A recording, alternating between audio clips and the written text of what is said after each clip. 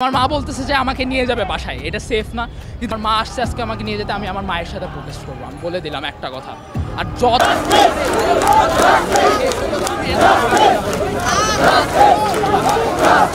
আমার বাপ বলছে আমারে যাইতে দিবেন, আমার বাপ তো একজন প্রশাসনিক কর্মকর্তা, তাও আমি চলে আসছি, তার কথা আমি শুনি নাই।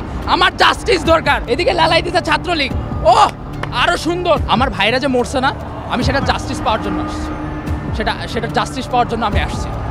আমার ভাইদের রক্তে আজকে রাজপথ লাল হয়ে গেছে, সেটা জাস্টিসের জন্য আসছি। আমি বাসায় বসে থাকি, আমার বাপ বলছে আমারে যাইতে দিবেন, আমার বাপ তো একজন প্রশাসনিক কর্মকর্তা, তাও আমি চলে আসছি, তার কথা আমি শুনি নাই। আমার জাস্টিস দরকার।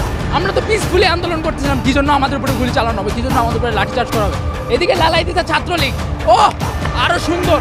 এখন ওই যে যাবো, মাইর খাবো, এটা হচ্ছে অবস্থা। আমাদের দেশের অবস্থা হচ্ছে এরকম। আমি আমার মাকে নিয়ে আসি নাই, আমার মা বলতেছে যে আমাকে নিয়ে যাবে বাসায়, এটা সেফ না।